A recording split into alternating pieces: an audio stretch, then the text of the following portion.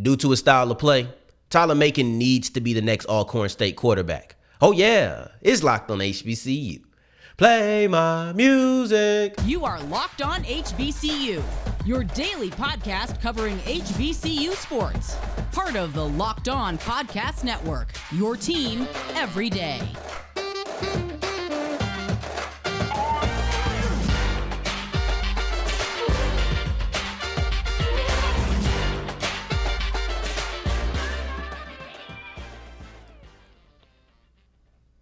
What's going on, family? Welcome back to another episode of the Locked on HBCU podcast, your number one daily one-stop shop for everything HBCU athletics, Monday through Friday, part of the Locked On Podcast Network, your team every day. And I, of course, am Darian Gray, a.k.a. the Mouth of the South, Texas Southern alum and former TSU Herald Sports editor. Thank you for going on this journey with me, making Locked on HBCU your first listen of the day every day. And remember, just because the mic cuts off does not mean that the journey is over. It just means it's time to follow me on Twitter at South Exclusives. You see it at the bottom of the screen. But if you don't, that means you're on the audio side of things. And don't forget the S on the end. PJ Henry is transferring from Texas Southern, and that leaves the men's basketball team with a lot of holes to fill and some unexpected holes to fill. The HBCU All Star Game was a showcase of duos from Texas Southern and Norfolk State. However, an individual from neither one of those teams was the one who won the MVP. Before we get into any of that, let's go ahead and kick it off with football, my sport, my first love, the one that I truly do put above every. I ain't gonna lie to you, I'm a football guy. Everybody has their preference. I have football. And let's go ahead and kick it off with Alcorn State. I want to say shout out to the SWAC and the Fool podcast because I was about ready to cast off both the Alcorn and the Southern Spring games and not talk about them. Just wasn't hearing enough to really make a topic. So there was nothing for me to say. I just didn't have much to go with. And then these fellas came through and they dropped a lot of knowledge about what happened at these games. We're going to kick it off talking about the Braves. And I just want to make this clear statement. I know what I know now. Tyler Macon should be the next quarterback of Alcorn State. Now, I had to go based off of what these guys see, what these guys saw and said, I should say. And that's where my information comes from. I know that the quarterback battle is still up in the air. I'm not going to sit here and act like it's been decided or that it's close on the verge of being decided.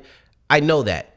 Matter of fact, Aaron Allen had an injury and he wasn't even able to participate. So he wasn't able to defend himself within this battle.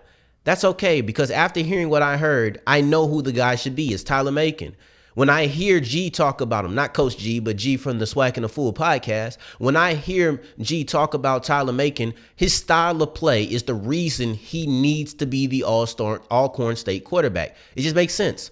When you look at what he was able to do during the spring game, the first box that you need to check, the most important box that you need to check before you even get to style is, did he look good? Because I don't care what his style is if he's not good at using his style.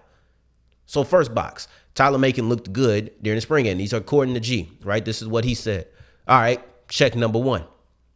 G also spoke on how refreshing it was to see a mobile quarterback. Okay, if it was refreshing to see a mobile quarterback, now I know exactly how to use Tyler Macon. His mobility is the reason he needs to be the quarterback.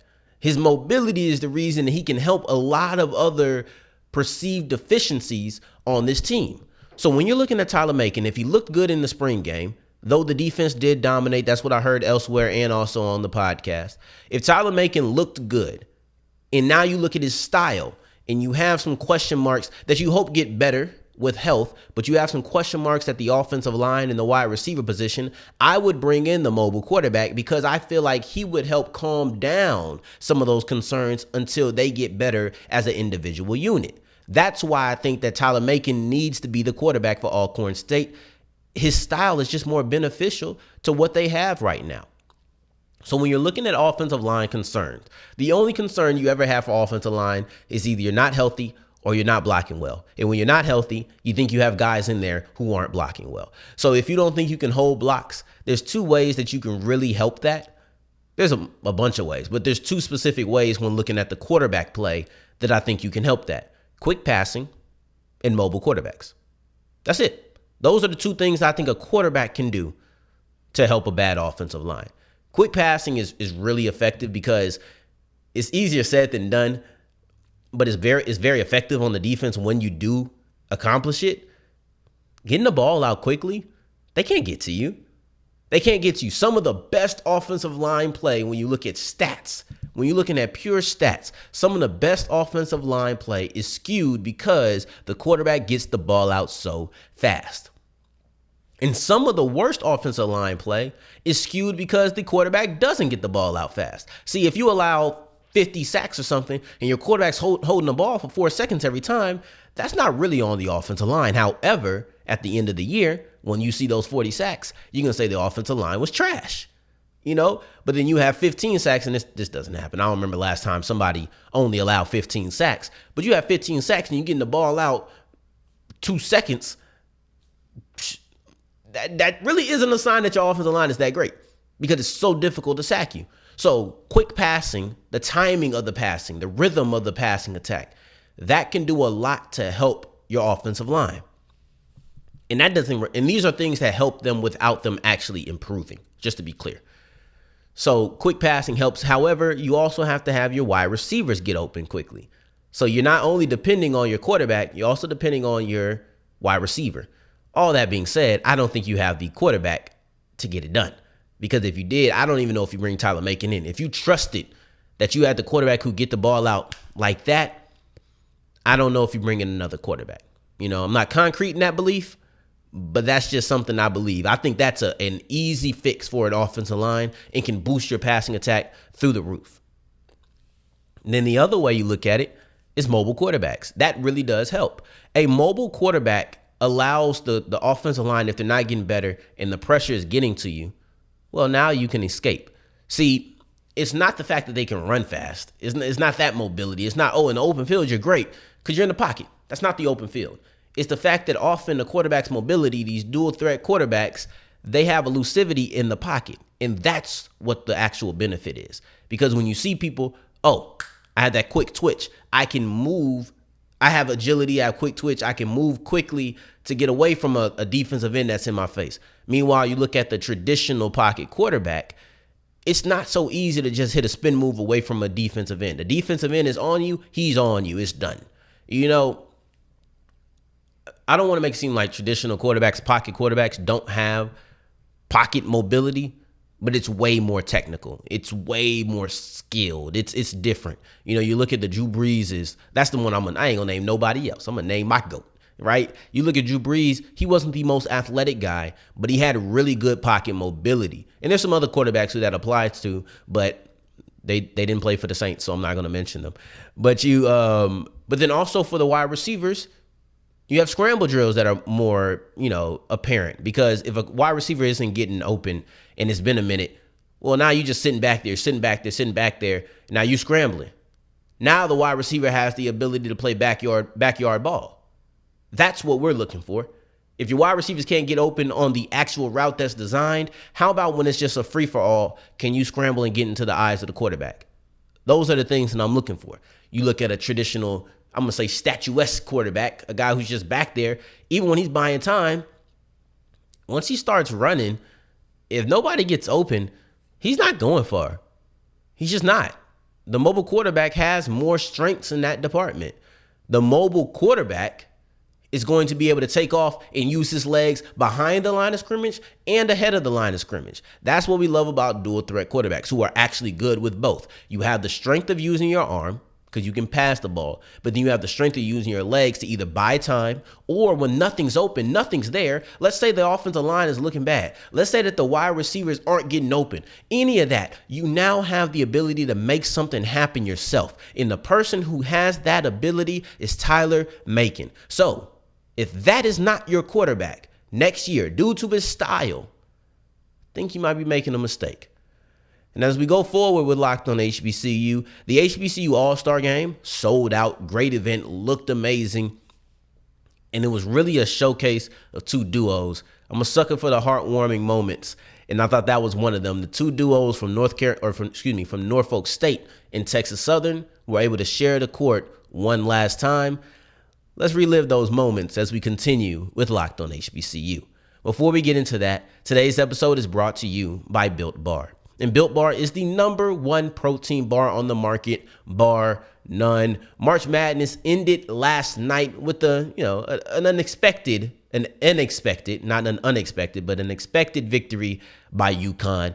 Now, it ain't too late for your March Madness over here at Built. Just go to BuiltMarchMadness.com, fill in your choice for the best Built Bar. And once you do that, you have the opportunity to now be one of the 50 people who win a free box of Built Bar, or the one person who gets a 12-month supply of Built Bar free of charge. It's a simple decision. It's a really simple decision. Go to Built March Madness, vote today, and try your luck. Now, as we continue rolling with today's episode of Locked on HBCU, I appreciate you for making us your first listen of the day every day. Now, the HBCU All Star Game, first and foremost, I'm going to mention it because it's not part of the take, but it was sold out. It was absolutely packed. The HP&E Arena, I haven't seen that packed since the Texas Southern versus PV game. That game, I was so excited because you had the women's NCAA tournament finals at the same time. So those people who chose to show up, they weren't worried about that. They weren't the people on their TV flicking back and forth. They showed up. They were present in Houston to support their HBCU athletes from their schools. They traveled in. Amazing. I really did appreciate that. I thought that was great. To the actual take, the HBCU All Star Game showcased some of the top duos in HBCU basketball. I'm talking about Texas Southern and Norfolk State. I'm talking about Jordain, Karl, Nicholas, and John Walker III against Kris Bankston and Joe Bryant. If I'm not mistaken, I think we actually did see them face off this year. They were in a tournament. I know it was Texas Southern, Hampton, I think Norfolk State, and one other school. I don't think it was the Aggies, but for some reason, North Carolina A&T is also, popping into my mind. So when going into these All-Star games, it's not a real game. Like, I don't really care who won. It really doesn't matter to me. That's irrelevant. It's about individuals. Sometimes, you want head-to-head matchups. You want to say, I want to see what happens when Kris Bankston goes against Jordain, Karl, Nicholas in the paint. Stuff like that. But for me, it wasn't really a head-to-head. It wasn't even these duos going against each other. It was just the fact that these duos were allowed to play one last game together on the court. You had Team Reed, which was the SWAC and the CIAA, versus the MEAC and the SEAC, and then also the CAA and then Big South. Those guys, or not Big South, the OVC. You had so basically the SWAC and the CIAA versus all the other HBCUs, right? So Team Reed was the SWAC, and then the MEAC and them was Team Barnett. Team Barnett was the one who won. But you look at Team Reed. They had the duo of Jordain, Karl, Nicholas, and John Walker III out of Texas Southern. And I'm a sucker for a heartwarming moment. I'm going to be honest with you. Maybe I'm emotional. Maybe I'm getting sappy in my older age. But I'm not too pressed to admit it. I'm a sucker for these heartwarming moments. And for me, the Texas Southern players who have been there for a while have been a building block of a three-peat to be able to go out on their home court one last time. Yes, of course, they play Fairleigh Dickinson in the first round of the NCAA tournament. But to be able to come back and play in Houston on Texas Southern's court in front of a large amount of your own home fans was about the perfect send-off you could think of. Most times when people get that luxury of being able to go out on their own terms against or in front of their home fans, most times it's a loss. It's because, y'all not making a tournament. We know you're not making a tournament. So this last game, this senior night, that's your last game, period. So this was basically like another senior night. And it was a great game by Jordain, Karl, Nicholas. He had 26 points, 10 rebounds, 3 assists. He wasn't able to win the MVP, but by all accounts, he seemed to be the best player on the court. He had a couple of highlight plays, including a reverse alley-oop and a really nice assist. I said, man, where did man passing come from? I don't remember him passing like that. When I seen the assist, I thought it was a good play, though. And then you're looking at John Walker, who was also able to add in 17 points. So that duo had a really strong game. Then you look at Joe Bryant, and Joe Bryant being here at all, I thought spoke volumes. Yeah, he didn't have to travel. The game he played in on Friday was in Houston. This was just Sunday. NBA players or basketball players play on that type of schedule, so it's not crazy. But it's like Coach G and I were talking about when talking about the HBCU Legacy Bowl.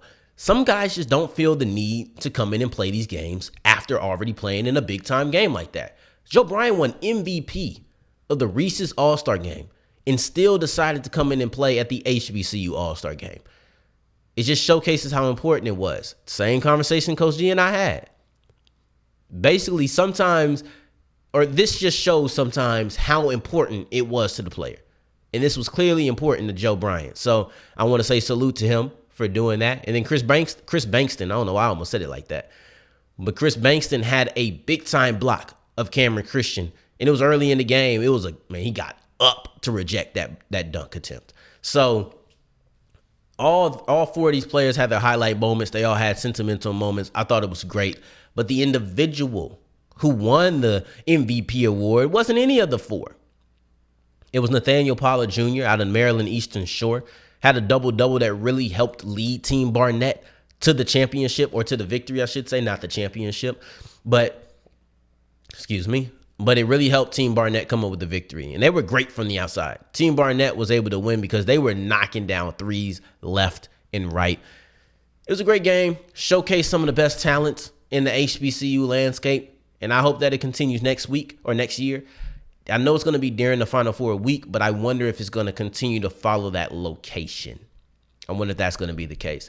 We'll check that out next season, next year. That's far way away. But what's immediately coming next is PJ Henry has left Texas Southern. I know we love the duo, but PJ Henry is now gone from Texas Southern. And that transfer is going to force Texas Southern to fill some holes that I don't think they expected to have to fill so soon. Let's dive into that as we continue with Locked on HBCU. As we're wrapping up today's episode of Locked on HBCU, thank you for making us your first listen of the day, every day, and making it to the end. So thank you 2 times for that. Now, PJ Henry is leaving Texas Southern. He's hitting the transfer portal.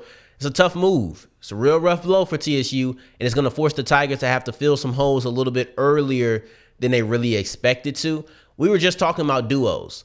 Jordan, Karl Nicholas, and John Walker III are players that we knew were leaving. That was expected. We knew they were going to be gone. They've kind of been like faces of the team because you looked at not last season and the 2021 to 2022 season. They were the leading scorers. They were the guys on the front line. That's the guys we expected. Nicholas was expected to be the defensive player of the year this year.